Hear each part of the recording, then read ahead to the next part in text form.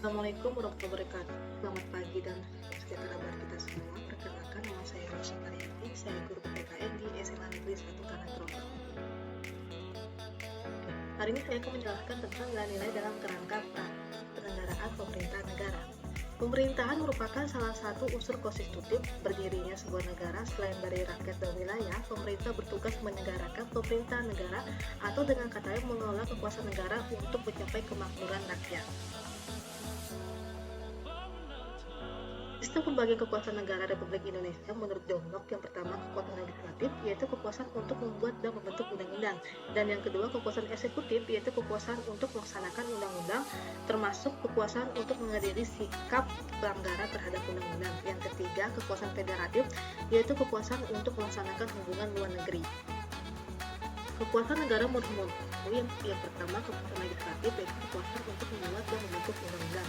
Yang kedua kekuasaan eksekutif, yaitu kekuasaan untuk melaksanakan undang-undang, dan yang ketiga kekuasaan yudikatif, yaitu kekuasaan untuk mempertahankan undang-undang, termasuk kekuasaan untuk mengadili setiap pelanggaran terhadap undang-undang. Konsep pembagian kekuasaan di Indonesia.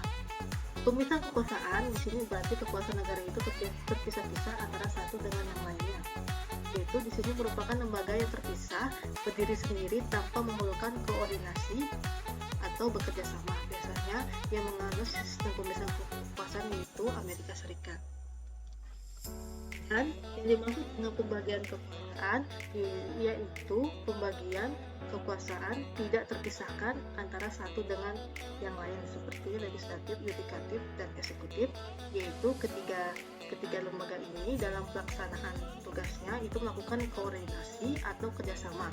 Mekanisme pembagian ini banyak sekali dilakukan oleh banyak negara, termasuk negara kita, yaitu negara Indonesia.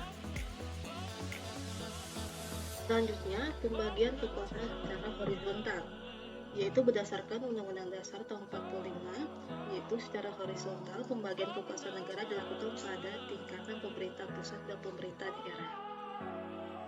Yang pertama, kekuasaan konstitutif, yaitu kekuasaan untuk mengubah dan menetapkan undang-undang dasar, dan kekuasaan ini dijalankan oleh MPR. Yang kedua, kekuasaan eksekutif, yaitu kekuasaan untuk menjalankan undang-undang dan menyelenggarakan pemerintah negara, dan kekuasaan ini dipegang oleh presiden. Dan yang ketiga, kekuasaan legislatif, yaitu kekuasaan untuk membentuk undang-undang. Kekuasaan ini dipegang oleh DPR. Dan yang keempat, kekuasaan yudikatif, yaitu kekuasaan untuk menyelenggarakan peradilan guna menegakkan hukum dan keadilan, dan kekuasaan ini dipegang oleh Mahkamah Agung dan Mahkamah Konstitusi.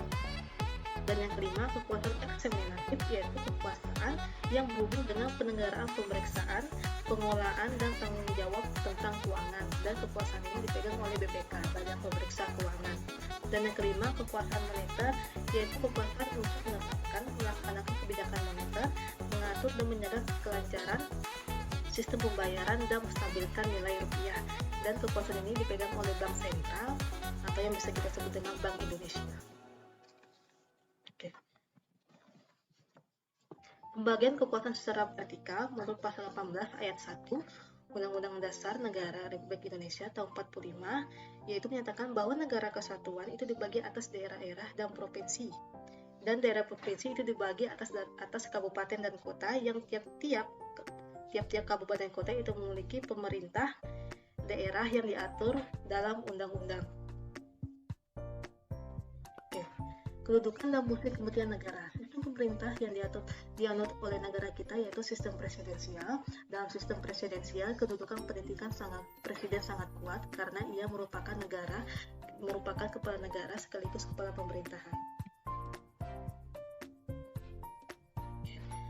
Klasifikasi Kementerian Negara Republik Indonesia. Dalam pasal 17 Undang-Undang Dasar tahun 45 ayat 1, presiden dibantu oleh menteri-menteri negara. Yang kedua, menteri-menteri itu diangkat dan diperhatikan oleh presiden. Dan yang ketiga, setiap menteri itu memegangi urusan tertentu dalam pemerintahannya. Dan yang ketiga, pembentukan, pengubahan, dan pengubaran kementerian diatur dalam undang-undang.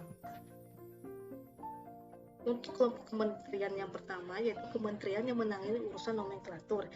Nama kementeriannya secara tegas disebutkan dalam Undang-Undang Dasar tahun 45. Dan untuk kementerian kelompok kedua, yaitu mempunyai tugas penyelenggaraan urusan tertentu dalam pemerintahan untuk membantu presiden dalam menyelenggarakan pemerintahannya dengan upaya pencapaian tujuan kementerian sebagai bagian dari tujuan pembangunan nasional.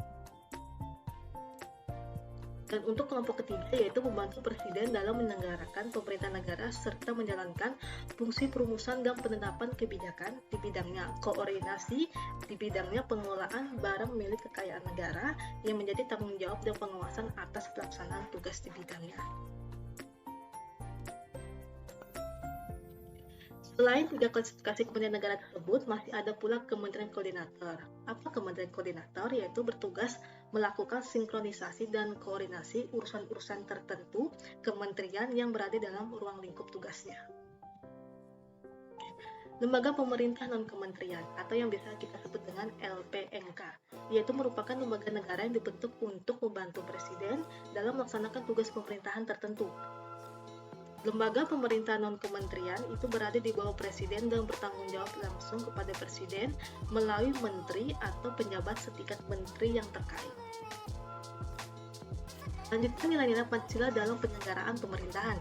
Sistem secara sederhana dapat diartikan sebagai suatu rangkaian yang saling berkaitan antara satu dengan yang lain. Pancasila sebagai nilai yang mengandung serangkaian yaitu nilai ketuhanan, nilai kemanusiaan, nilai persatuan, nilai musyawarah, dan nilai keadilan. Implementasi Pancasila. Untuk sila pertama yaitu nilai ketuhanan yang Maha Esa, yaitu pengakuan adanya kausa prima, yaitu Tuhan yang Maha Esa, ateisme dilarang hidup di Indonesia. Yang ketiga, menjamin penduduk untuk memeluk agama masing-masing, beribadah menurut agamanya. Yang kedua, nilai kemanusiaan yang adil dan beradab, yaitu menjunjung tinggi kemerdekaan sebagai hak segala bangsa. Hal ini juga bersifat universal. Dan yang ketiga, nilai persatuan Indonesia, yaitu cinta dan bangga terhadap tanah air, memiliki sikap nasionalisme atau sikap semangat yang harus dimiliki warga negaranya dalam mencintai negaranya. Dan yang keempat, nilai sila kerakyatan yang dipimpin oleh hikmat kebijaksanaan dalam permusyawaratan perwakilan, yaitu hakikat sila ini yaitu demokrasi, pemerintahan dari rakyat, oleh rakyat, dan untuk rakyat.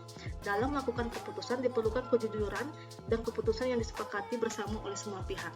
Dan yang terakhir yaitu nilai sila keadilan sosial bagi seluruh rakyat Indonesia, yaitu kemakmuran yang merata bagi seluruh rakyat Indonesia dan melindungi yang lemah agar kelompok warga masyarakat dapat bekerja sesuai dengan bidangnya. Sekian dan terima kasih penjelasan hari ini. Kurang lebihnya saya mohon maaf. Assalamualaikum warahmatullahi wabarakatuh.